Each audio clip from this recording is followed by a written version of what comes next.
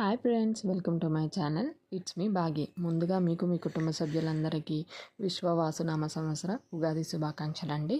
So ఈరోజు నేను first time అనేది ఉగాది పచ్చడి అనేది చేస్తున్నాను. నేను ఇది కూడా కొన్ని యూట్యూబ్ ఛానల్స్లో చూసి నేర్చుకున్నాను అనమాట. ఎలా అవుట్పుట్ ఎలా వస్తుంది ఏంటి అనేది చూసేద్దాం. ఫస్ట్ నేను ఒక చిన్న నిమ్మకాయ సైజ్ అంతా చింతపండు తీసుకొని 20-30 మినిట్స్ నానబెట్టి దాని పల్పు అనేది తీసి పక్కన పెట్టుకున్నాను. అండ్ నెక్స్ట్ వచ్చేసి చిన్న సైజు మామిడికాయ తీసుకొని ఆ మామిడికాయ టెంక్ అనేది తీసేసి చుట్టూ ఉన్న దాంతో చిన్న చిన్న ముక్కలు అనేది కట్ చేసి పక్కన పెట్టాను అనమాట. ఫస్ట్ టైం చేస్తున్నాను కాబట్టి ఇది మా చెట్టు మామిడికాయ అనమాట, వేస్తే బాగుంటుంది అనిపించింది. అండ్ నేను కొంచెమే వేప పువ్వు తీసుకున్నాను. లైక్ నాకు ఫస్ట్ వేప పువ్వు చేదు తగలడం నచ్చదు. అండ్ అది కాకుండా మా చెట్టుకి కొంచెమే వేప పువ్వు పూసిందనమాట. సో అందుకని చెప్పేసి కొంచెం వేప పువ్వు తీసుకొని వాష్ చేసుకొని ఒక గిన్నెలో పక్కన పెట్టుకున్నాను అనమాట.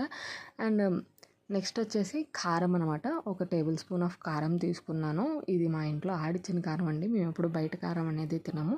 సో మా అత్తగారు వాళ్ళ ఊరి నుంచి ఆడిచ్చిన కారం తెప్పిస్తారు. అండ్ 1 టేబుల్ స్పూన్ ఆఫ్ ఉప్పు తీసుకున్నాను. అండ్ బెల్లం అనేది నేను ముక్కలుగా తీసుకోలేదండి, తురుముకున్నాను. చాలామంది ముక్కలుగా తీసుకుంటారు. ముక్కలుగా తీసుకుంటే ఏంటంటే అది వాటర్లో అంత త్వరగా డిజాల్వ్ అవ్వదు. అది డిజాల్వ్ చేయడానికే చాలా బాగా ఇచ్చేస్తాం కదా, అందుకని నేను తురుముకున్నాను అనమాట. తురుము పక్కన పెట్టుకున్నాను.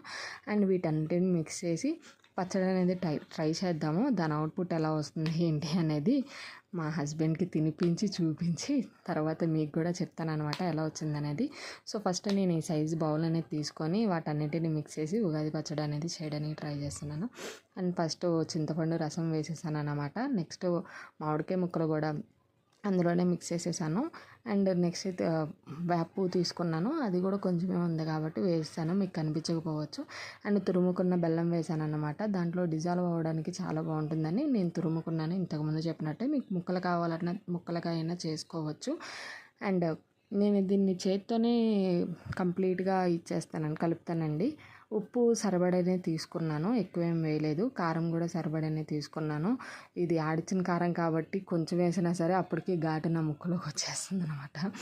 బాగా ఘాటు అనేది బయటికి బాగా తెలుస్తుంది.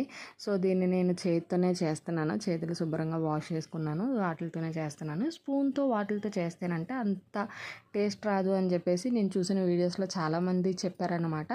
సో చేతితో చేస్తే ఏంటంటే చేతితో అలాగా మిక్స్ చేయడం వల్ల మామిడికాయ ముక్కల్లో ఉన్న పులుపు కానీ వగర కానీ ఏదైనా సరే ఆ చింతపండు రసంలోకి బాగా మిక్స్ అయ్యి ఆ టేస్ట్ అనేది బాగా తెలుస్తుందంట.